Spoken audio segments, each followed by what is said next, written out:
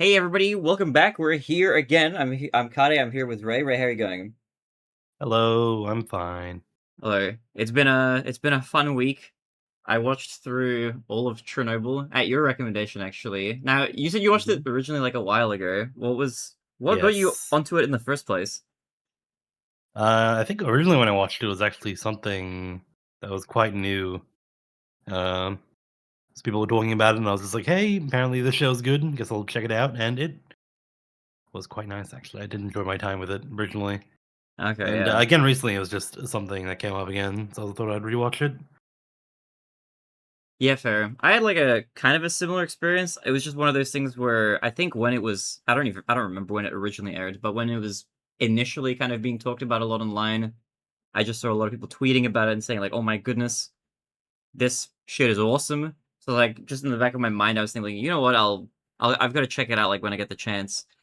So at some point while I was perusing JB Hi-Fi, I think I saw that it was like on special at some point. They were selling like a 4K Ultra HD Blu-ray of it. So I was like, you know what? I'll just pick it up on sale. It's one of those things where it's like it's so critically acclaimed that I it probably won't regret watching it, and it'll make for a nice viewing experience to like watch it in 4K like on a nice TV.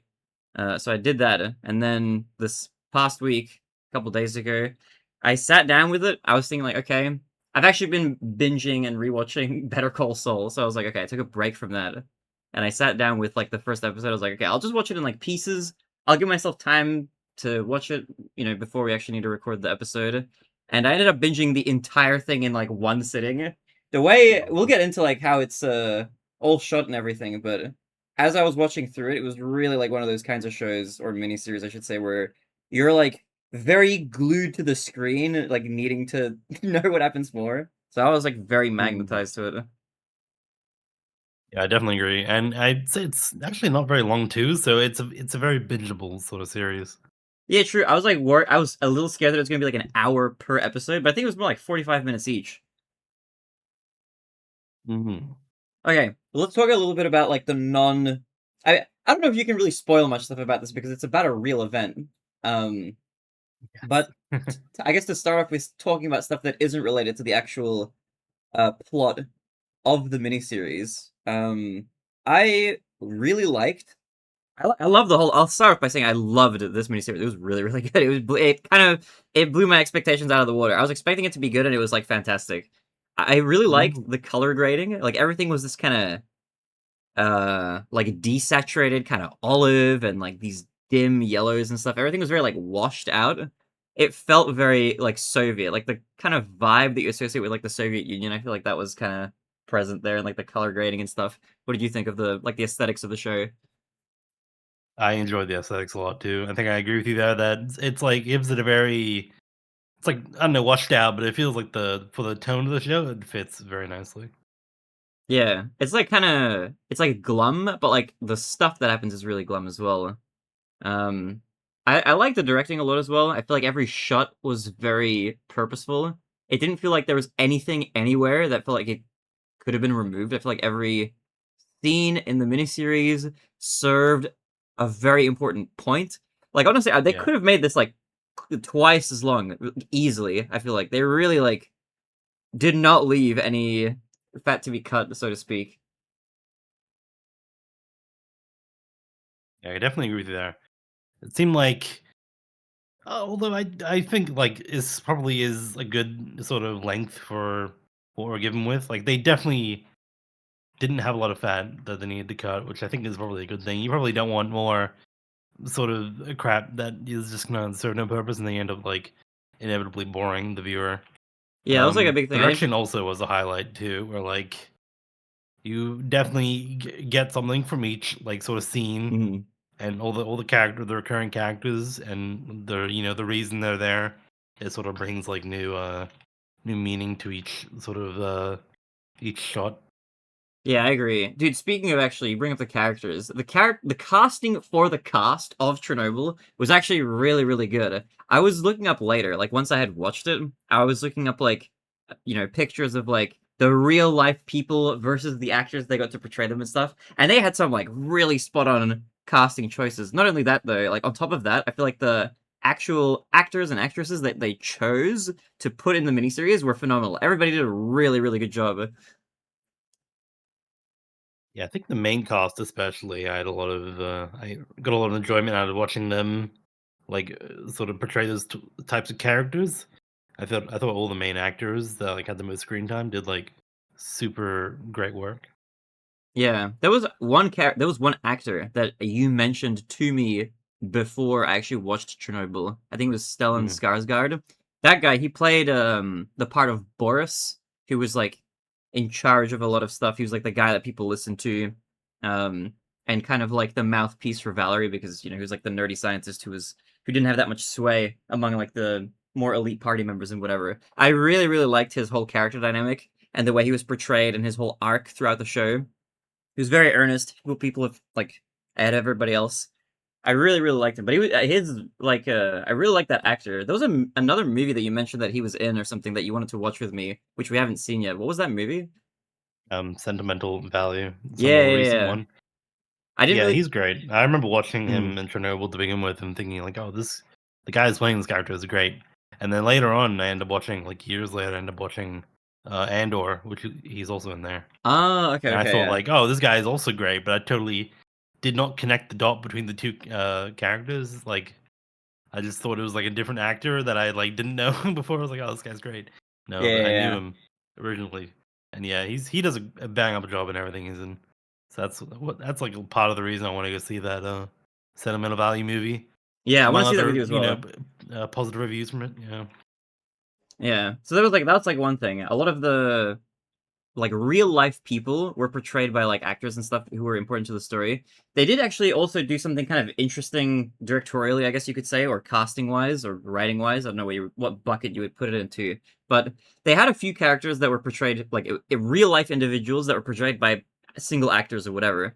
But they also did these kind of shortcuts for the sake of telling the story or give it like in a more cohesive like way for like a miniseries that's dramatized. Specifically, what I mean is like the character of I think her name was Ulana. She was played by Emily Watson.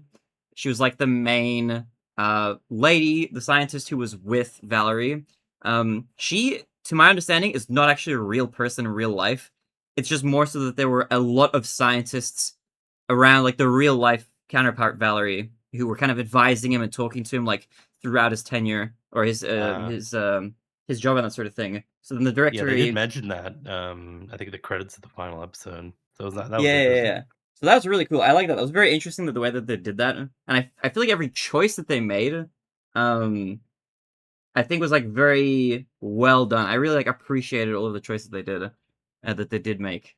Um, Yeah.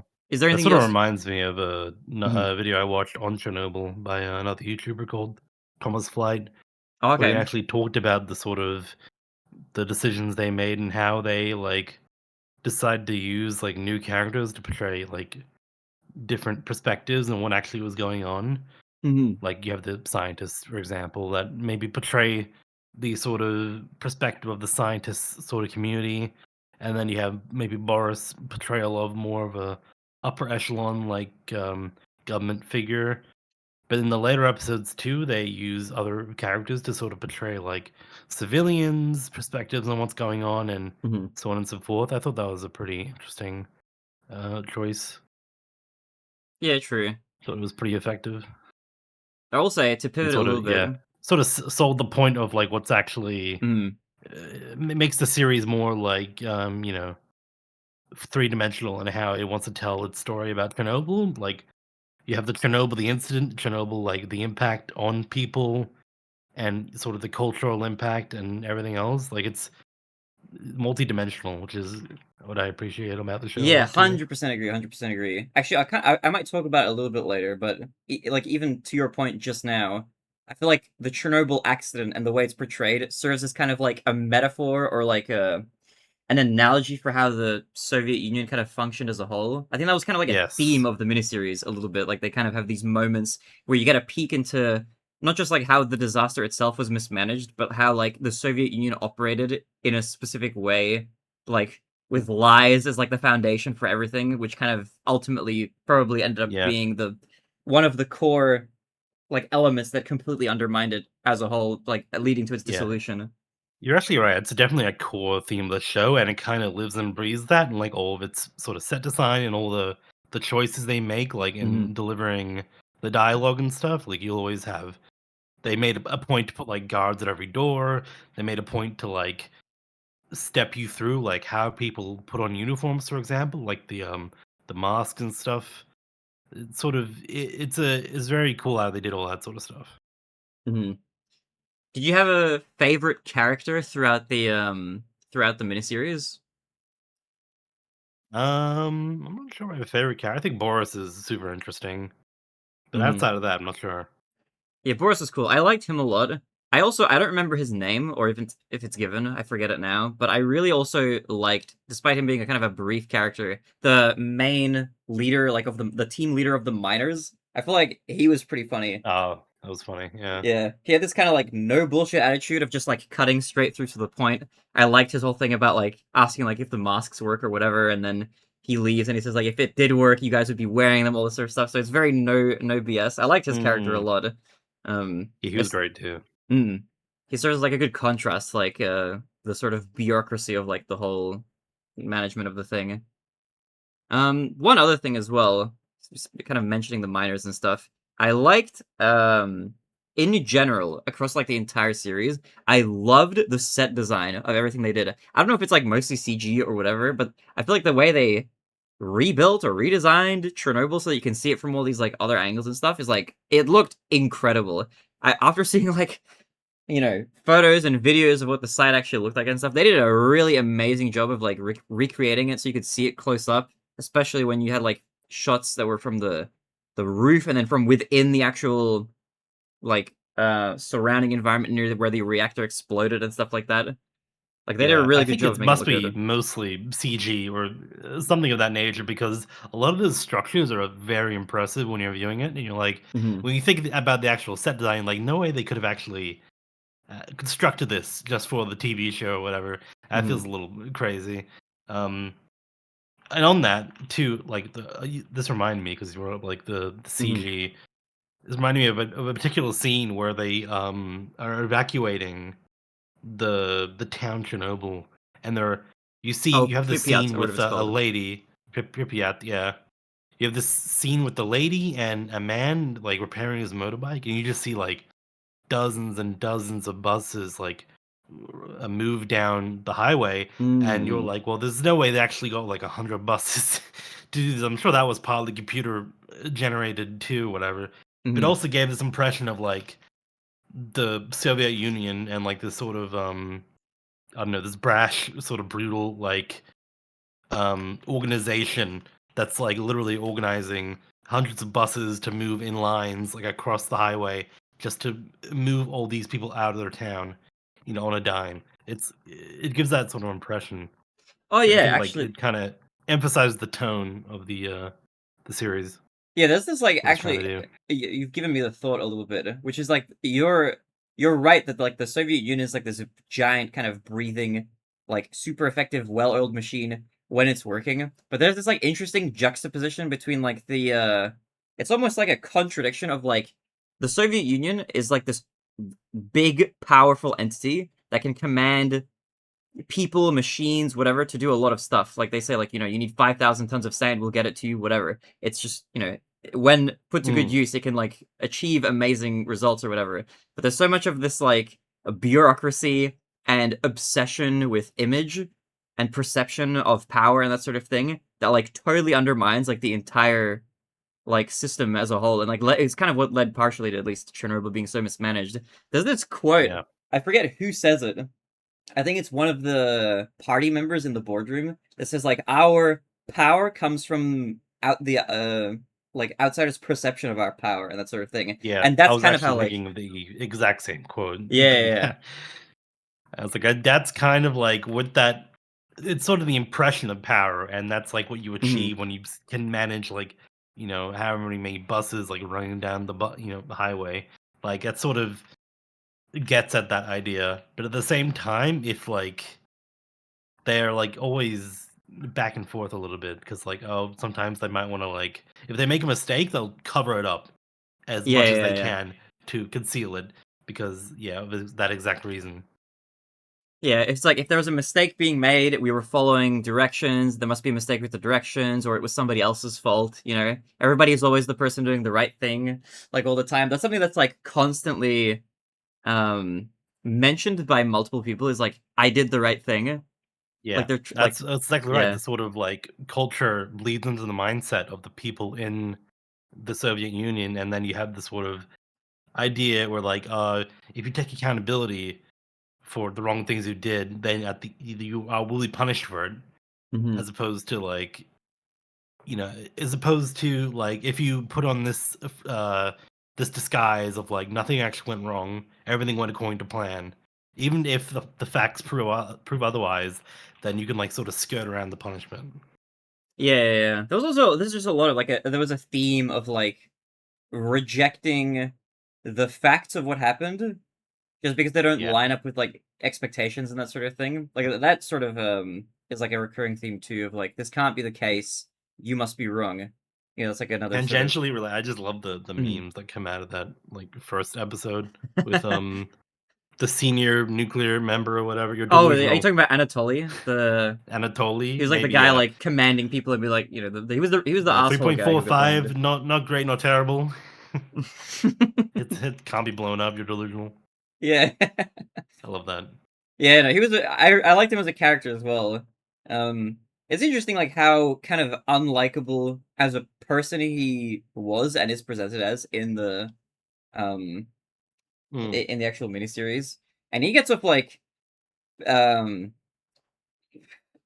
kind of with, like, very very little bad stuff happened to him. yeah, he gets exposed to quite a lot of radiation and, like, actually made it out. Well, I mean, he did end up kind of dying due to, you know, radiation-induced, like, illness and stuff like that. But he did live for quite a bit longer than a lot of the other people who he sent out into the dangerous parts of the plant. Um, which I actually, think if you actually look at like mhm. some of the figures that are meant to like some of the people that the figures in the show are meant to represent, like you get like very scattered like um results of like how people actually end up living or who actually ended up living or dying like due to radiation poisoning. Like for an example, I think the three men that went into that like underground pipe system with the water, they actually lived like full lives after that. Oh yeah, the guys who were sent, like, this is like part way through when they're Yeah, kind of and they trying were to like meant to mitigate be the disaster. super Yeah. exposed to radiation. So it's a lot of like random stuff. You just sort of don't know. I don't know. Yeah, yeah, yeah, yeah, yeah. I mean, a lot of that stuff was like another big thing that kind of happened throughout, which happened in the real disaster and is like kind of shown off in the miniseries or whatever. Is they like constantly have like the wrong equipment or like not enough stuff to actually properly like measure the radiation in most of these places. So they're constantly kind of like making these like guesses and estimations as to what's really happening or how much radiation there really is and that sort of thing. Yeah, that's the propaganda numbers. Yeah, so the Oh, whole idea dude, that they need to like conceal what's going on to actually make sure the impact doesn't seem as large as it actually is. dude, one of my Is favorite. You a just version of reminded me. truth. One of my favorite scenes in like the entire series was when like they get one of the problems is like they need to clear the rooftops of like what's remaining of like the building Yeah. surrounding the reactor or whatever where the reactor was. And they have these like three rooftops, and they can clear two of them with these like moon rover robots that they have, like just the Soviet Union's ones. But then the third one is like it's way too radioactive to send anything up there. So they order this like other robot or whatever from the Germans, and it ends up like immediately combusting. Like they lose signal, and they Mhm. ask like, "Oh my god, is it do we have signals?" The signal loss, like no, the robots like it's just totaled completely, basically like within seconds of being dropped there. And Boris calls like the higher ups or whatever, and he finds out that they gave him like the propaganda numbers, and he smashes the phone. Oh yeah, yeah, yeah. That was Yeah, that the was really great. Oh tragic but like no. very funny scene. It's just such a perfect encapsulation of like everything wrong with like the USSR in like just a single scene, probably. Yeah, that's I, right. Because it gets confusing. I'm sure if like mm, you have to always balance like truth and it's like with anything. If like you're trying to deal with that sort of shit, I guess is that yeah. you just lose track of it. in the end of the day, and then you can't manage like what's actually real and what's not. Yeah, I don't even like that specific point is something that Valerie mentions at like the very end of the series, like at the trial, when he's like saying like, "Oh, you lie so much that you like lose track of what's real or whatever," you know, when he's like Yeah, giving his sort of big speech at the very very end before he's carted away and kind of scolded. I Um, suppose that's true. They really do spell it out for you at the end, huh? yeah, they kind of do, Like, which is they also one thing that I do appreciate as a slight mini tangent is I learned a lot about how nuclear power stations kind of work from watching this miniseries. I think I had like yeah, I a gotta really vague say, idea, but like this was like a I really had yeah, in-depth review. I had a very vague idea how everything sort of happened in nuclear reactors like forever ago. But after this, I was like, damn, I need to look. I'm interested in looking up how like typical modern nuclear reactors work and like what's the difference between them all. Dude, right after I finished I went watching it, down I watched a like a mini rabbit video from hole. like Hank Green about nuclear reactors at the time. I was just watching something on YouTube Yeah, because I was just curious. I was reading like yeah, wiki articles about like other models and stuff like that. I was like, it's just fascinating, you know. I feel like it is fascinating. it's good that it gets you kind of interested in. Mm. There was another Educational, edutainment. yeah, education made fun kind of through the horrors of like one of the worst man-made disasters like in human history probably ever. Um, Mm. one thing that I really liked as well. This kind of like a more um what's the word? Like like an encompassing sort of point. But I really, really liked the structure of the entire story. And specifically what I mean is like the way the series starts, we'll get into like spoiler territory. We're sort of already getting to spoiler territory, but if anybody hasn't watched it, please do go watch it. But um when it starts, the second scene basically, in like the first episode starts off with the wife of the firefighter whose name I can't remember now. Um, I think we know what you're talking about though. Yeah. yeah, the wife of the firefighter. She looks out the window and like after she hears this like explosion in the distance, right? So we start off with Chernobyl exploding at the very beginning, and then most of the series, like right after the start of the first episode, for like the majority of it, it's all aftermath. It's just like the seconds, minutes, hours, days, weeks, and months and years, like right after the actual Yeah. explosion itself. And you kind of get this view of like a civilian not really knowing what exactly has happened. And then as it's pieced together by the commission that's put together to investigate Chernobyl, you kind of like gain a clearer and clearer and clearer picture until the very end when it's bookended essentially by a reenactment of the second to second happenings of the crew inside the power plant leading to the explosion itself. So like bookends Mhm. it with this kind of like you get a sort of a civilian's perspective of like this explosion in the distance, we don't even know what it is, to the crew's like interactions minutes before the actual disaster takes place from within the power plant. I really, really, really liked that kind of overarching kind of structure of the entire miniseries. I thought that was so cleverly done. Yeah, that is a good piece of a good detail that you talked about. That like it does start.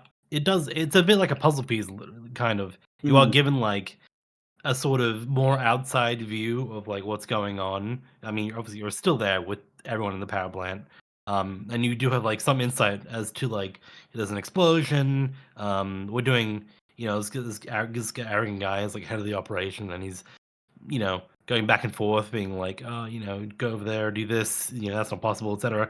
And then you sort of get a more of an insight at the end, where you're over the course of the miniseries, you're given more information about exactly what led up to this and how everything went on, and it sort of just gives you a greater appreciation of like the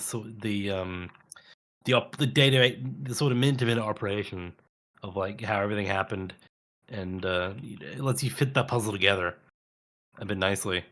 yeah, yeah. Um, Another thing is that at the start too, before the actual we get into the trying to figure out that puzzle with our main cast, you have like the mother and the firefighter, and you have to think like it kind of puts you in the position of like it kind of puts you in their head of like a person who has like no idea what really any of like nuclear power plant, like what that means or what fission is or like anything like that. Mm-hmm. Like they don't know anything about radiation. Like in the early moments of the first episode, like they would all referring it to as like a fire, and it was like it was this sort of like idea, like a meltdown or like the levels of radiation that they were being exposed to was like something very abnormal and like alien to the mind of someone back then. Oh yeah, yeah, yeah. There was also that's like a So I think that's yeah. a thought that's expressed by like when they're evacuating that entire area, and like the army guy, the army boy, goes and like tries to get the old lady who's milking the cow to leave or whatever. She kind of like basically spells out that thought that's like, I've been through all these other things and these threats that I could see, and now you're asking me to leave because of a thing that I can't even see, kind of thing.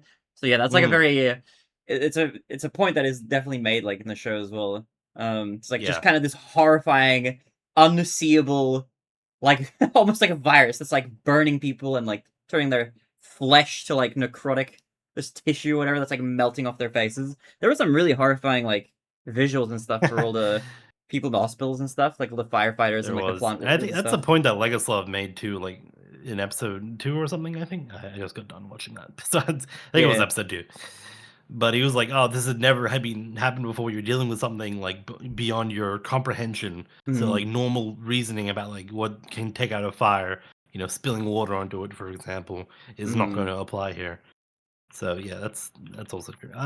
Yeah, you're right. There were a lot of the like makeup and like for the gore and all that sort of stuff that was like horrifying, but also Yeah. like it was very effective at the same time, I guess, because it was so horrifying.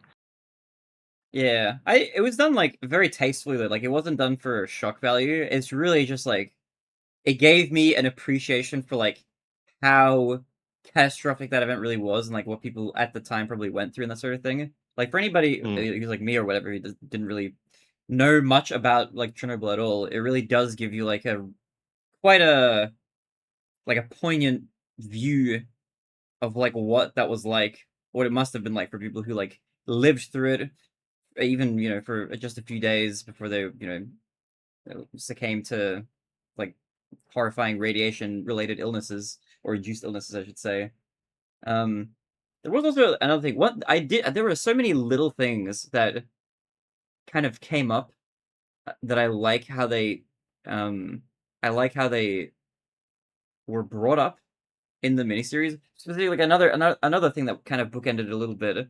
Um, the thing that you mentioned about those three divers who were like, it was set up like these guys are going into the plant to like open up the I forget what it was. They were opening up some door or something so that they some could get to the valves water. to get the Yeah. water out. Yeah. Because it was gonna be like a bomb essentially if they didn't do that or whatever. And that was like kind Mm, of the lead up to that was essentially like we're gonna kill these three guys. Like they're gonna live for like a week and then they're gonna die of like radiation induced illnesses. And like you said you kind of find out in the end credits that they like basically live full life. Like two of them I think were living at the time of the documentary coming out, or actually miniseries, not documentary. Um, a thing that I think is like a contrast to that as well, which is funny. Like these guys were like, "Hey, these guys will die," and they end up surviving. Another thing that happened as well was this scene. I think it was in the first episode where there's a bunch of people who go to like watch the fire. Like they're like, on "Hey, the bridge. we're gonna go on the railroad bridge and we're gonna have a look at this thing or whatever." And they're one of the I think it's the wife of the firefighter is like, isn't it dangerous or whatever? And they're like, "No, there's a fire over there. We're over here." It's like, what's the danger, basically? Yeah, yeah. And then you find out in the credits that like everyone who went to that bridge died. There's like this whole thing of like it's just so different, and you know nobody had any idea of like the effects that this would have on people at the time because it was such a unknown, unexperienced kind of phenomenon or whatever. I think is really, Yeah. really true, really poignant. There is some. I think that actually coined that bridge like the Bridge of Death or Yeah, something yeah, after yeah. the fact, which I'm like, yeah, that makes sense. But another aspect of like the general cinematography that I enjoyed actually was like, so the show. There's a whole the whole there's a very central theme of the show. Obviously, is radiation. Like it's kind of Mhm. it's Yeah. it's kind of everywhere. The And I central mean, theme of Chernobyl is the central radiation. theme, I mean, it's a very present theme, and, like, Yeah, you're right, you're right, they yeah. definitely do a lot of good work with that in like, presenting that through the cinematography of how everything is, like, shot. Mm, So, like, in the bridge scene, for example, you have, like, very visible like, particles of dust, like, flying around, and that's, like, given a lot of attention in how, like, that, sort of scene was shot.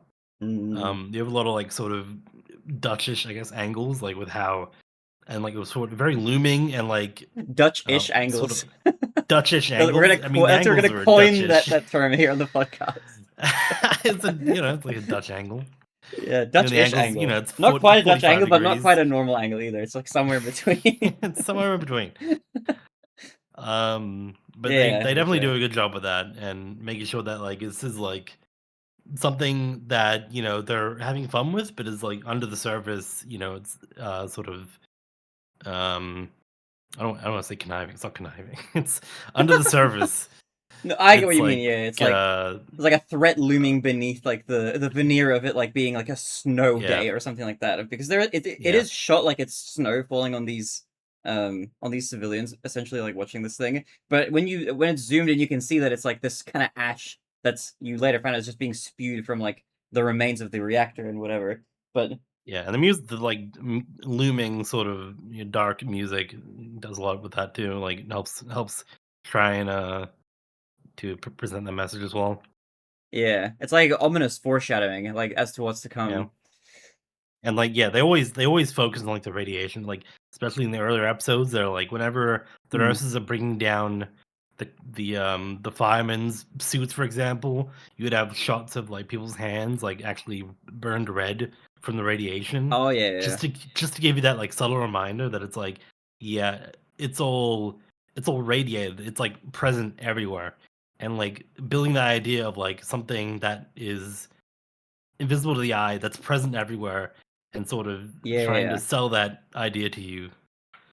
Oh my god, you Um, know, actually, another thought that you've kind of spurred in my mind yeah. as well a little bit is I feel like if I had to like give you like one central theme that I think was like true about the disaster in real life that the miniseries really conveys really well is like anxiety. Like there's constantly this like undertone of like anxiousness essentially about like one small, you know, threat is overcome or whatever, and there's like two or three other threats like looming around the corner or whatever. Like one thing is solved, and that's caused like another problem. You get this like Mm. from they're trying to put out the fire, and now there's like there's a chance it's going to explode like because of the water in the tanks.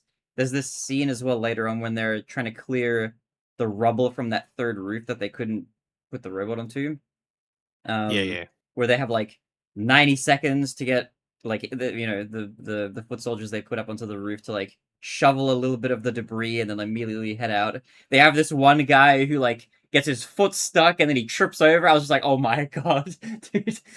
I was feeling like anxious the whole time. So there's a lot of like at That was moments a where super anxious scene. It didn't help that like they had yeah, to wear super claustrophobic like lead yeah, plated yeah, yeah. suits to actually do anything there.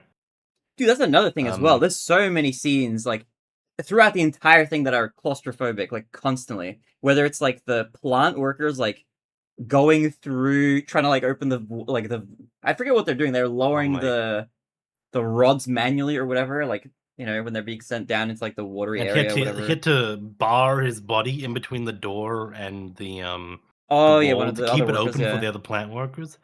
You're right. The it just generally has like a sense of claustrophobia and anxiety, like in a Mm. lot of scenes. I can think of another one too, where when the other plant workers who volunteered to open the valves for the water, they go down, and the episode ends with their flashlights expiring, like Oh yeah. because of the radiation, I guess. And I'm like, oh my god, that is insanely like you're stuck under here with the radiation, literally like breathing through your body is like burning them, and you're like in here with no light. You have no idea where you are. Like, how You're are like you in a gonna get out of suit, here? you're in the dark, you're underwater. It's just like like it's It's so like many worst combos, case yeah. scenario. Yeah, it's crazy. But then it does give you these like little moments of relief throughout, like when they get out and they open the valve. I mean, they open the chamber door or whatever it is. But yeah, that's just kind of like a big thing throughout. I was really feeling it, but it was exhilarating also to watch. Just to find out like Hmm. what's gonna happen next, how they're gonna solve the problem, and also like it was weirdly also structured kind of like a mystery like movie almost, like a not a murder mystery, but like trying to figure out like what happened at the plant.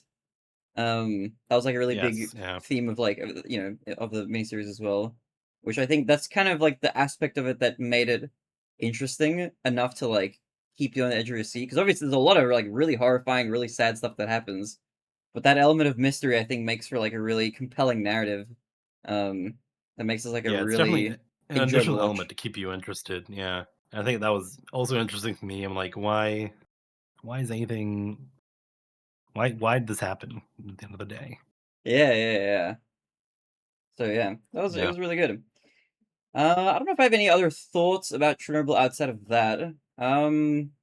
Yeah, I liked really pretty much everything about it. I don't know if there's anything that I could point to and be like, "Oh my god, this could have been better," or anything like that. I thought it was just like extremely compelling all around. I'm very glad that I picked it up on 4K Blu-ray. I will say Hmm. about the disc itself, there are not that many special features, which is kind of annoying. So if you're thinking about picking up the physical copy of it, it does look very good, as in it's like a 4K, you know, release of the movie, and it's very, very high fidelity. Like you can see like the film grain of like the silver halide crystals and stuff like that throughout the entire thing. So that it looks very like period accurate, and like it just looks amazing in 4K. But there's not that many special features, not that many commentaries. They got a few of these like little interviews like spliced up across the two discs that it comes on. Hmm. That's like the only thing that I was like maybe a little disappointed by was like there wasn't much in the way of special features on discs, but I don't know if that's not really a problem with the series itself. That's more like a current media environment, like physical media sort of problem. I feel like special features have been a little bit neglected like most modern pieces of media a little bit, which is a little bit sad. Especially considering for Chernobyl, you could really put a lot of material onto a disc like that. Yeah, if But you really wanted to, you could do like your own documentary in like the special features section. You have so yeah, much content available. like it would have been cool to see I'm like not. how did they make like the plants? How did they remake all the scenes? There's a lot they could have done with the That's special true. features. Yeah, that would have been interesting. So that's my like extremely mild, only real complaint. What about you? What do you think overall? I liked it a lot overall. I Hmm. am. Did you have? I'm not sure if this is true or not. I don't know how much of the because I didn't look anything up, but I've like heard criticism of the show Oh, about like how accurate it is, like factually or not. And I've just never bothered to like actually looked up like how accurate the show is, like in relation to like how it presents certain facts or anything. So I have no idea if you've heard anything of that in that regard or not. I did a little bit just because I was reading the Wikipedia article. So there's like some small things. Like I was talking about like combining characters into one and stuff like that. And Oh yeah. I think the only like if you watch it as a documentary, it's going to be lacking because like a lot of stuff is simplified for the sake of keeping it as a 5 episode miniseries. So you got to really take it as more of like this is like an emotional journey into understanding like the disaster and like the Soviet Union, but it shouldn't be like a primary source of facts about the disaster itself or any of the actual events that are depicted in the show's reality. There's obviously a lot of conversations that like we can't know happened, whatever that the miniseries makes up for the sake of like telling the story throughout, obviously. Oh yeah, because I'm sure a lot of the actual documents will be still like sealed or not available for public consumption and Yeah, whatnot. So there's we're a probably just guessing out a lot. yeah, yeah, and also I mean like most of the stuff about like the many of the characters depicted in the miniseries and like how they would have behaved and acted and whatever obviously weren't alive to tell their story in very much detail outside of like the small facts that we do have. Um, Yeah, so I suppose there's not a lot of like good information for that to like yeah, if the probably aren't criticism is that records of it's the like people themselves. if there's a criticism that it's like not a good documentary, then that's probably fine. But I don't think it's Yeah. trying to be a documentary. I think if you At want the a end of the day, it's not trying documentary, to be a documentary. Yeah, it's just yeah, trying to take place within like a historical setting yeah, yeah, and it give is you an like idea of like what's going on.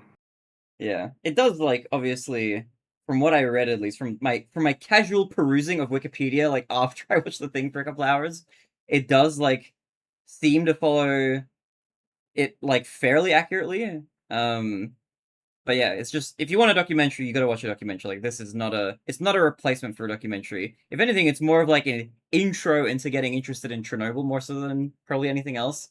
And as a mini series, it's like a very compelling series. Even if all the events of Chernobyl were completely fictional, let's say it didn't exist, it didn't happen. I think this miniseries stands on its own as like a narrative that's just very compelling and interesting to watch. Now, obviously, it is a real event that did happen, so there's like a criticism that you I can think it'd be make a as to its little accuracy, harder but yeah, yeah. to think contextually you kind of need the event, like the historical event, for it to make like a bit more sense, for it to feel a bit more real. Because by itself, I don't know if it doesn't know like world building or whatever you Yeah, would yeah, say, yeah. but yeah, I get what you mean. It's like by it stands on its own as like a really just good TV show. Yeah, basically, yeah. But yeah, if you're going into it like expecting an accurate retelling of like all the information that's come out and that we know about like Chernobyl that sort of thing, then this is I wouldn't recommend this for that reason. But I liked it in spite of that, you know. Because if anything, I mean, Definitely. this will serve to get like probably more people interested in Chernobyl in general, right? So I think that's like it's a valuable aspect of the miniseries as a whole. You know, Mhm. in spite of its inaccuracies and that sort of thing. But yeah, okay. So that being said, what would you, if you had to give this a rating out of 10, what would you rate it? I usually don't rate TV shows, but I'll give it a shot. Probably give this like a good 8.5 out of 10. It's up there. It's definitely up there. Okay, okay, yeah, that's I fair. really enjoyed this show a lot. I thought it was great. Yeah, I would agree with you. I'd put it somewhere either an 8 out of 10 or like a 9 out of 10 maybe, so somewhere in between there. Really good Mm. show. Would recommend if you're interested in a compelling miniseries. Would recommend. It's actually not super long to binge. You know, it's the equivalent of like maybe two Martin Scorsese films or something like that. Quite Yeah. short, yeah. Yeah. Anyway, okay, so with that out of the way, there is also another movie that I want to talk to you a little bit about that I think, well, you got myself and also some of our friends onto. We went through and watched Chainsaw Man Reze Arc in cinemas and then in IMAX later. So for context, I guess, is the anime Chainsaw Man as well as the manga. I had read the manga up to the events of the movie. The movie takes place directly after the events of the manga that the 12 episode anime adapted, so it's like directly after that. Um, and we watched it in IMAX. It was really good. I absolutely loved this movie. It's probably up there as one of, if not the best animated movie I may have ever seen. It's really good. What did you think of it? I mean, I loved it. I also agree. It's definitely one of my highest rated anime movies, probably one of my favorites for sure. I'm originally a big Chainsaw Man, a big Fujimoto Tatsuki, the author. I'm a big fan of his, so I knew coming in I was going to like it, but Mhm. I did not know how much, and I absolutely loved it. How did you get into that mangaka's work originally? Like, what got you to the point of like being Oh, like, okay, we're gonna watch the Chainsaw Man movie? Give me like your I don't story know. from It's gonna be beginning. like most things. It's just gonna be word of mouth. I think it just the internet and everything it does to just spread information. So eventually, I fell into it, and I was like, all right, I'm gonna go read. I think I read. I'm not sure if I read Chainsaw Man or Fire Punch first. Mm. Amazing, um, his other amazing serialized manga. I don't know which one I did first, but I ended up reading Chainsaw Man. I just kept reading it, and then I end up finishing it. And I was like, "Damn, this was absolutely crazy." Yeah, I And, remember, yeah. You were, like, yeah, so I gushing was about it when you were excited when the first reading it. anime. Oh, yeah, I was, super gushing. Yeah. I was I'm still gushing about it.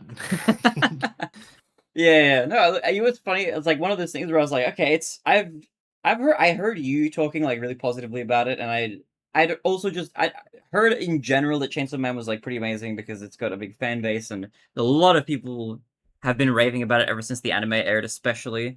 But you know, I always go into like these things with like some amount of like skepticism, just like you know, Yeah, for sure. sometimes like the hype can be too good to be true or whatever.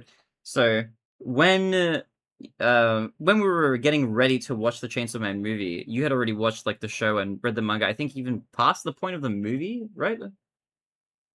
Yeah, originally I read the whole manga, like everything up to part 1 when that was released, and then the anime came out, and then the movie came out, and so on and so forth, yeah. Yeah, okay, yeah. So my experience with it was I I think I was like in the middle of a stream subathon or something when this came up or whatever, but I ended up reading through the manga up to the events of the movie. So I went into the movie having only read the manga. So I was like, okay, the manga at that point was like pretty impressive. I quite liked it. It was very like well drawn and that sort of thing. I won't get really into reviewing the manga too much because we're not here to talk about that all that much or whatever. But I was going into the movie with like semi-high expectations because the manga was really good. And so the movie starts, and it starts off with like a manga panel, like kind of turning into like the animated like world of the movie or something. It's got this transition from like like a manga panel style into the movie. There's so much. That was like a first of like many interesting animation choices that I loved throughout the movie. It's a lot of points when like the animation style changes like quite heavily throughout, like to emphasize certain things. So they give you these like action shots where they freeze on like still frames, and there's just a lot of like really cool animation choices like throughout this entire movie. I absolutely adored how it looked. It looked so pretty. Like it's such an easy movie to rewatch because I feel like you could rewatch this like 10 times and find new interesting things that like look pretty and look cool to like pull out of it. Yeah. I mean, essentially, this movie is broken up into more or less like two parts. You have the Mhm. first part, which is like all nice and fun, and then the second part, which is kind of like balls to the wall, crazy stuff going on. You can definitely, I can see how you can. I mean, I have. You can see. I can say you watch this like 3, 4 times, and like, especially in the second part, you can like pick out new like things each time that give you like a greater appreciation of like actually everything going on that you missed the first couple times or whatever. Mhm. Was there anything that you like? Is there any specific example of something that you picked up only after like a second viewing?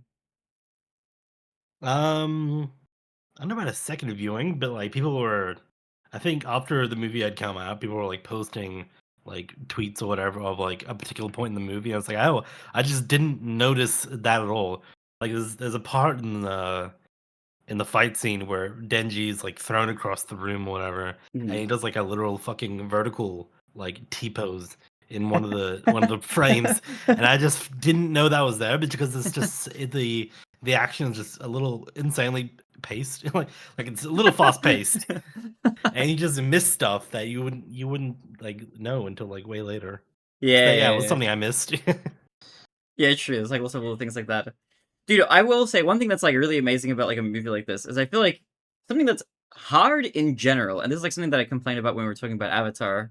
In for movies in general, I feel like it's hard for a movie to get me to care about like all of its characters. Main characters like that's like that's like a baseline. You got to care about the main character, but then a lot of other characters that are like not the main character or like the deuteragonist or like the antagonist or whatever, whoever else is like meant to be a prominent figure in the movie. It's like hard to get you to care about them without you being able to spend a lot of time with them. And I feel like the Mm, movie, I mean, it is like coming off the back of like the show and the manga chapters that like led up to it and whatever. So that all these characters have had like time in the spotlight, so to speak, before the movie like begins, obviously. But even then, like the characters that are newer or the characters that you haven't seen much before this point, I feel like the movie does get you invested in all of their like individual stories. At least everybody who's like kind of more important to the movie than not. Which I thought was really good. I think there's a talent in like making something like that where you're kind of invested in like every individual character, and you got so many good ones in Chainsaw Man. I feel like one thing that carries Chainsaw Man is like not just as like a franchise in general is like it's got a really strong cast of characters. Like you could get them doing almost I anything. It would be agree interesting to watch. 100%. Yeah. They're all like very unique too. Like they have Mm. standout designs, which is a little interesting considering like a lot of the uniforms are very like just black suit sort of thing. It's kind of Hmm. impressive that you managed to make like he manages to make so many like unique designs within that framework. Um, I thought the movie and the source material that it adapted, it like it started at like I feel like on the perfect sort of chapter for a movie and Hmm. ended on the perfect sort of chapter. Like that arc, the Reze arc, like that's like such a great like arc for a movie. I feel like because it's just like so it's so like neatly fits within the span of like 2 hours essentially. Yeah, it really does. Yeah, I felt like the whole Yeah. movie, like the pacing was like really good the whole way through. You were kind of mentioning that like the fight scenes are like kind of they're kind of crazy. Like they they go a little bit fast and they do, but Yeah. I feel like they're I like the pacing of everything. I don't think there's a single point in the movie where I was thinking like it's going like too fast or like too slow or anything like that. I feel like it's very purposeful. and all the Mm, fight scenes like they feel almost like they're longer than they are because of how densely packed with like movement and explosions and stuff there, throughout or whatever. I So even if mean, they it's last like never a few boring. minutes, It's very yeah, dynamic. Yeah. yeah, that's a really good word for it, actually. Like the choreography of all the fight scenes is like really, really, really good. Especially later on in the movie, once you have my favorite character in all of Chainsaw Man so far, actually, when Reze becomes like a villain to our main character. She's fantastic. I love Reze, by the way. She's really, really great. She has an awesome arc. I love an interesting, fun, empathetic villain in like a movie that you can like, that's just fun to have the main character fight against. Especially when you feel like to the villain of the movie, to Reze in this case or whatever, she has like a motivation that you can get behind or whatever. So it makes these like all the fights throughout the movie feel way more like what's the word? It gives them like a weight that gets you Yeah. invested in the Yeah. fights. So it's like really, it's just I don't know. It's just they're fun to watch. I feel like sometimes like fight scenes can be like pretty, like in Avatar as well, or in other movies. You see fight scenes like, wow, these fight scenes are great. But if you don't care about the characters, then it's kind of like it's just like It does it's fall a like a little flat. fireworks show, Yeah. yeah. But I feel Not like to when mention, like, yeah, they're the characters you do care deeply about them too, but like on top of that, they're both Denji and Reze are like very charismatic sort of mm, people. Like they have a lot of character, and that is like represented in how everything's presented. Even within the action fight scenes or whatever, you do get like bits of like who they are, like coming out like through the story. Like mm, even through all the action and stuff going on. Like, and I think that just gives it a whole nother like layer on top of that. I super appreciate. yeah, for sure, for sure.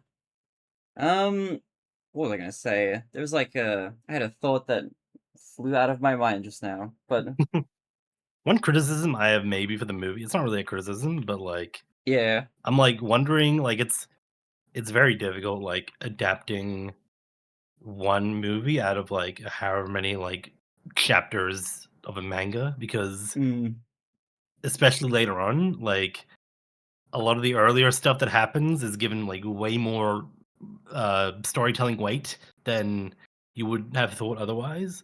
Like I could there's like so many points of the movie and you're not going to know this because you've only read up to I mean, you only seen up to this movie, mm, but there's like stuff happens way earlier on that gives you like a deeper appreciation of like a lot of the choices they took with well not the movie but like the choices that happen in the story. Eh, so it's like it makes it hard because like oh you need kind of need the whole source material to like truly appreciate everything going on, but at the same time like standalone it's like also just great by itself. So I wouldn't really call it a criticism, but it's like something that's missing if you don't have a little context, which is like a bit of a shame.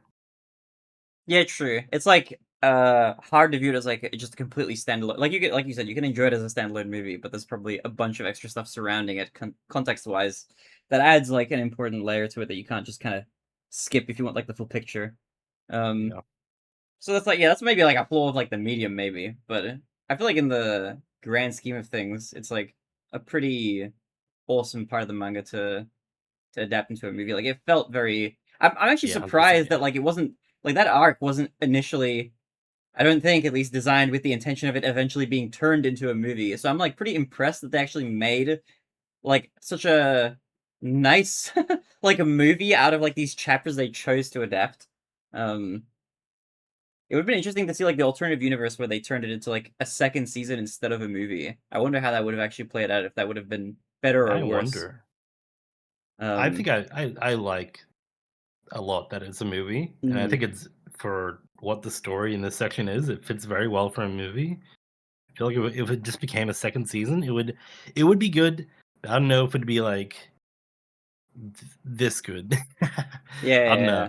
It also probably wouldn't have like as much of like a I don't know, cultural impact just because like people actually they go out and they see the movie and then they come back and they talk about it. It's like a whole thing, which you Mm. don't get with like anime. I mean, anime it airs on TV, you see it in Crunchyroll, you see it someplace else, and it's like you watch it and then each week goes by, you talk about it a little bit, and then it's done, sort of thing. Oh, I don't know. I like actually, when it's like a yeah. big event. Okay. There, I will say actually on that point specifically, there is one really good benefit that I like about it being a movie and not just a second season of the show is that we get to watch it in IMAX. Oh Like yeah, it was really that sick was actually great. seeing it like in the theater and just like experiencing with like the surround sound, like the explosions and like the music amping up when it was getting intense. That was really sick. I really liked the cinema experience of like watching the spectacle essentially of the movie's Yeah. story. Not sure if I'm totally sold on the IMAX stuff. I feel like having to crane my neck up a little bit kind of hurt my experience a little bit, but Oh yeah, and also that just because I think part of it is honestly the fact because I've seen it once before that IMAX viewing. Like the first time I saw it, and I think this is just a me thing too. I'm like a very much a first impressions guy. Like if I go in and I'm like blown out, or blown away, I can't replicate. I'm blown out. If I'm blown away the first time I see a movie, I can't. I can't just make myself replicate that experience. Oh, you're killing me. You I'm have a blown out. funny way with words. What Sometimes it is was the fun. other thing? The Dutch-ish angles. Oh my The god. Dutchish angles. That was right. Yeah. No, I get But you. I yeah, get you. That means it's I'm important definitely to a watch it. first impression sort of guy. Yeah, we gotta watch it I in felt IMAX that the way first with time. Look Back too. Look Back, first Oh time I yeah. saw Look Back, I was like, oh my god, this is like the best thing since sliced bread. You Oh know, yeah, I was you like, enjoyed that movie a lot actually. I was a yeah, little surprised, but like I thought that was a good movie too. But you were like you loved that movie. yeah. I mean, it's sort of a similar thing with this movie where it's like it just combines some of my favorite things, and like I've been following. I mean, the director who did that, I've been following since he like used to make an anime called Flip Flappers like years ago. And I Oh was yeah, I just remember. always Yeah. I've been a big fan of his work, since then. Even though he doesn't do a lot of stuff, but I've like loved what he did do, sort of thing. Okay, yeah. Maybe one day we should So rewatch yeah, Look Back and like talk about that at some point. I feel like that'd be a fun movie to discuss, especially because I feel like we would have like that's a movie we might have some disagreements on. So maybe like a worthwhile movie to include in the future. yeah, sure. Did you have a favorite character in the Reze Arc movie specifically, or well, who's your favorite character in general? In general, I don't know.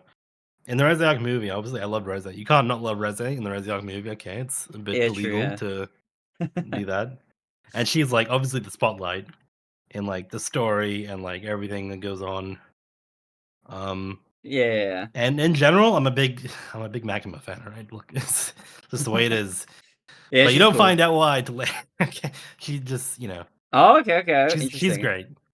She is cool. I will say in the movie here, she did have like a small part where she goes on a date with Denji and they go like do a movie date essentially. And I was thinking like this is like my Yeah. dream date idea. You just go to a movie theater and you just like watch a bunch of That's movies probably and like like my one of my favorite scenes in the movie is just like the opening scene, like when the Denji and Makima like cinema date. I thought that was like great. yeah, that was really really cool. I like the scene a lot. So yeah, she's great. She's great in like the She doesn't have much of as much of an impact like in the earlier sort of parts of Chainsaw Man, but like yeah, yeah. Okay, I'm curious. when she shows up, she's sick as fuck. So. Yeah. I've been liking this is more like about the show now a little bit, but I've watched like the first half of it. I've read through the manga up to the movie and stuff. So I'm not like super like rushing to finish the show or anything right now, but I'm just kind of watching it here and there.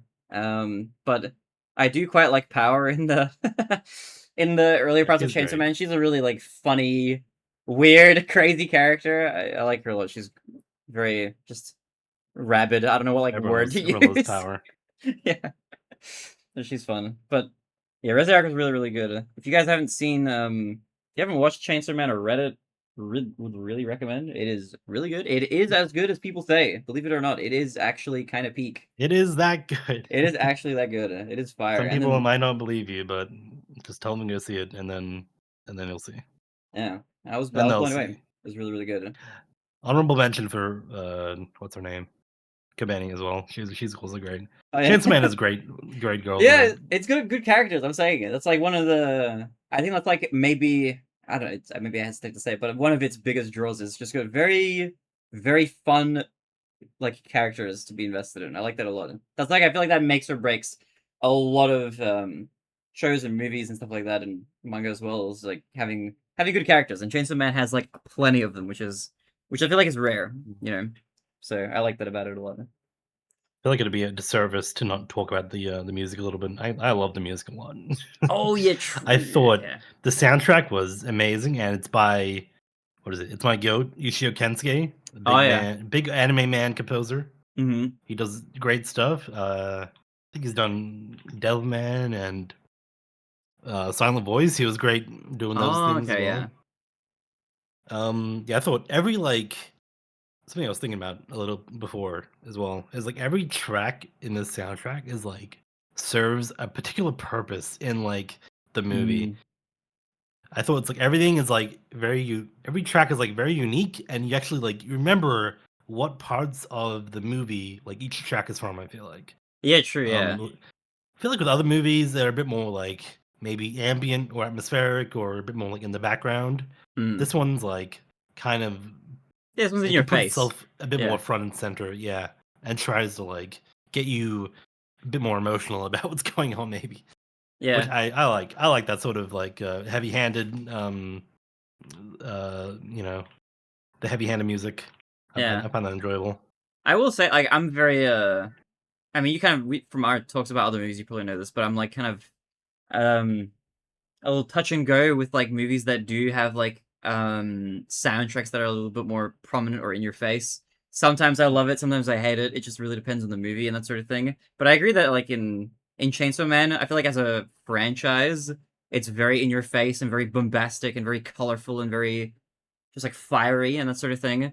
So the music being like one, like you said, very tied to the like events and scenes in the movie itself, and then also like kind of in your face. I feel like works really really well. Like all the music that was in this movie, I absolutely loved. I liked pretty much every single track, and especially oh my god, the the opening track, dude, Iris Out is a banger, bro. I've re-listened to that so many Oh my times. god, they do have bangers. They have a couple of bangers. Iris Out, Jane Doe, the opening and Yeah, ending. Those are good. Those are great. I love those. yeah, they're so unbelievably good. They do add to the movie. It's just I have nothing but positive things to say about this movie. I kind of I struggle to find like something that I could say as like, oh, this wasn't that good or whatever. I loved like the entire thing. Um, I don't know if yeah. there's anything more like spoilery we want to talk about, but spoilers, I guess. Do you? Yeah, I was. There's like a motif that reappears like at least twice in like the Hmm. soundtrack that shows up when Denji and Reze are doing their initial like hangout like at the pool in the pool. Oh yeah, yeah, yeah. That's what the track is actually called, in the pool. And then it occurs later on again too. You have the same sort of musical idea that shows up later after they're fighting and they fall back into the ocean. I thought that Oh, I love when TV true. shows and movies do that shit, like the Yeah, yeah, recurring musical ideas. That shit gets me. yeah, Um, yeah. That's really nice. It's like a really subtle callback to like the earlier events. yeah, and it's like you have all the added context of like the stuff that's going on now, and then it like kind of resolves their fight a little bit too with everything, and then later on it resolves and then they go their separate ways and then maybe not, but actually, yeah. So I thought it just adds like so much to it. I love. I absolutely love it. Yeah, it's really, really good. Especially like the emotional impact it has, like when all those events you kind of it kind of flash through your mind, like between the Yeah, two, like the pool and the water segment. Yeah, it's really, really good. I like that sort of thing a lot, and the movie does it amazingly. yeah. Well, you know what? There's actually one particular scene that I don't know that felt very out of place. I Yeah. don't know if you're also thinking of it. It's the that guy that shows up who like tries to kill Reze in the school. That just sort of happens, and then Oh, it's she the like Devil Hunter or whatever. Yeah. breaks his neck or strangles him, whatever. And I'm like, oh, Yeah. okay, Yeah. that happened. That felt very off tone, but like I don't know. It wasn't. I didn't love that, but it was like I see how it's necessary to Okay, push it forward a interesting. little bit. I It didn't. just felt very off. I don't know. That's interesting. I feel like that scene had kind of like narrative purpose because I feel like the point of the scene was to like. I mean, it's sort of foreshadowed before It that point, obviously, but does. it's like the first time you see Reze without like an act being put on, essentially. Like when she Yeah. takes down the guy, like I that's mean, her first showing of like her yeah, force, essentially. And that's when it I kind feel of like you breaks feel her like out of she's her really fantasy dangerous. life. Yeah. Yeah, that's true. It definitely has narrative purpose, but I'm just like, I don't know if I didn't like the execution or just like it felt very because we're just like we're hanging out with Denji and Reze, we're having a good old time, and then we cut to this guy in the bathroom Yeah, the licking, guy a himself is like steel just a blade, rander, basically. He's just some random and like the guy. music It's like just another character, shifts you know. Yeah, in tone so much, and I'm just like, oh, what the fuck is going on now? it's I jarring. guess it's Okay, yeah. like I guess it being jarring is kind of the point, but also I kind of like didn't love that. I don't know. It just felt Okay, off. okay.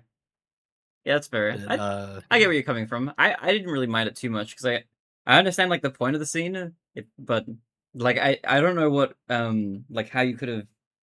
I don't have a good idea of like how you could have done it differently. I guess aside from like yeah, I maybe don't using know. an established character in that spot. Um, but yeah, I think that's maybe also partially like a constraint of it being like a movie. Maybe if it had been like a TV show, that's like something that could have been like foreshadowed beforehand with some sort of earlier scenes or something. But I actually wonder how much stuff was like left on the cutting room floor, so to speak, of like the manga when it was being written at that point. Because one thing that I Yeah, think I'm not is going to be sure. different as well is like reading through the manga events of the movie is going to be like very differently paced to the actual movie itself because it has to be adapted into a movie paced format kind of thing. Yeah, I So, think this is the case for a lot of the Chainsaw Man like adaptations. Like everything to do with like story characters, all everything with them is like pretty faithfully adapted, I think. mhm. But Fujimoto's like action panels, like it's they're good, but it is manga at the end of the day. You can't really you need to do a lot of work to push that from just manga paneling to like sort of full blown crazy animated Yeah, true, true, um true. fight choreography. So there's a lot of like extra stuff down there, which I thought they did an amazing job with. Oh yeah, for But yeah, sure. it's a whole another level of like adaptation. Um Also like flip on the other side of like that scene that I didn't like.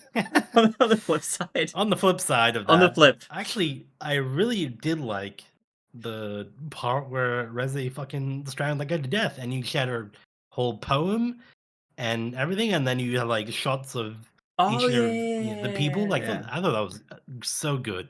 I love that. But yeah, so 100%, it's just yeah. kind of a yeah. I don't know. I'm not sure. The Russian poem, yeah. The Russian poem. You sort of you get an idea of like, oh, this girl isn't like everything she seems like she is. Yeah, she's got some baggage, baby. Yeah. She has got some baggage, you could say. Oh, you know what? One other thing I liked actually throughout which I like throughout all of Chainsaw Man, especially in the movie, is there's a lot of like it's like a lot of serious events, obviously, but it's a really funny movie. Like there's a lot of comedy throughout the entire thing, and It's wacky, yeah. it all hits pretty hard. Um, And they do make time for that, like, this downtime in between to break up the action too with, like, a lot of funny, yeah, wacky jokes. yeah, like when they're driving around like on the highway or whatever, and Reze's there in like her devil form, and Denji's there like in his form as well. He's like standing outside the car, and he's like, And they have the first confrontation yeah, after, yeah, yeah. he was like, "Ah, I should never have kissed you." Yeah. It's pretty funny, yeah. They have a lot of like good moments like that. They're pretty comical. And there's like scenes that are like pretty wacky and stuff that I feel like would be hard to pull off and like make them have the emotional impact that they do, but they like do work still. Like one scene that pops up like kind of early on when Denji's like first encountering Reze and he pukes up the flower or whatever. It's like gross and weird, but it's like also kind of charming. Yeah. Yeah, so it's kind of cute, and then you have this like shot of like her smiling up at him, which is like that's a really nice recreation of like the manga That's panel. iconic shot, yeah. Yeah, yeah, yeah. It's like pretty. There's a lot of stuff like that where it's like once you've read through the chapters of like the manga that the movie is adapted, you can like really appreciate like the attention to detail that they gave like in Yeah, the you can movie. definitely Yeah, see, like, the one-to-one, mm, adaptations, yeah, it's very frequent. yeah. So that was So, good. yeah. Is there anything else about Chainsaw Man we got to cover? Is there anything else worth talking about? Not sure. I It was just all good. It was just think that fan. might be it. It's all good. All right. Did you give Chainsaw Man a Reze Arc a rating? What would you rate it out of 10? I gave Reze Arc a 10 out of 10. Ooh. Do it again. It's pretty good. It's pretty banging. I gave it a 9 out of 10. So really high rating from us. I think this is our maybe our highest average for anything we've covered on the podcast so far. Episode 4 Yeah, is might be. Chainsaw Man Reze Arc. Yeah. I don't It's know if anything definitely will my highest rated of last year, I believe, too. So Yeah. I feel like 10 out of 10s and like that's gonna be rare. So this is It's rare. this might I can't foresee anything else beating this. Maybe matching it. I don't know if there's anything we're gonna both see and be like, this is a 10 out of 10. Unless we rewatch Everything Everywhere All at Once. That's like the one thing. Oh, that was also phenomenal, yeah. That might be our The only next thing that Chainsaw Man movie will be another 10 out of 10 if that comes out. another Chainsaw Man. But Yeah. yeah, it was really good. So yeah, for any of you out there who haven't read or watched Chainsaw Man, if you're like having thoughts about it, please do go read it or Yeah, watch it even if you're because apprehensive about what you've heard or, the story, just give it a shot. You might like it, you might not. yeah, if you just want to invest, just watch like the first episode or just read like a couple chapters of the manga. Like if it's for you, it'll hook you like straight away. I think that's kind of how I felt when I started reading the manga. I was just like I was invested like quite fast. Usually I feel like within a couple chapters you can tell like what the vibe of a manga is going to be. And I feel like this is like one of them. You can like really quickly tell that it's going to be like a fun adventure. Yeah. And you Contrastingly, don't really need to see the series or read the original manga to watch the movie. You can watch the movie standalone. You'll be missing a bit of context, but it's definitely something that can stand on by itself. true. I feel like if you do that, you might miss out on a lot of character development for like a few of the other characters. But yeah, you can for the main characters, like you can still enjoy it for what it is. It would still be fun. Yeah. Um, I was gonna say, contrastingly, a manga that I read like a few chapters of and was like immediately turned off by is one that I think you kind of like, which was a Rent a Girlfriend. Yo, Oh Peek a shit! Girlfriend, Rent a Peek. Oh, That shit is fire. maybe I should give it another shot. But I was like, I read like the first three chapters. I was like, No, I hate this shit. that's definitely like a low to hated thing. Yeah, Maybe, yeah. But yeah, you can. I feel like if you give Chainsaw Man a try, you'll probably love it. It's really really good. It's oh really yeah. good. Anyway, I think that's pretty much it for us for this week. Thank you, Ray, for joining me for recording this episode. Thank you for having me. No worries. And we'll probably be back around next week for another thing. We'll figure out what we're watching. I don't know if we have any decisions on what we're watching or not. I think there was like some discussion we might talk about Smiling Friends, maybe possibly Whiplash, but yet to be decided. So tune Cool. in for that. We'll see you around, guys. Bye. Bye.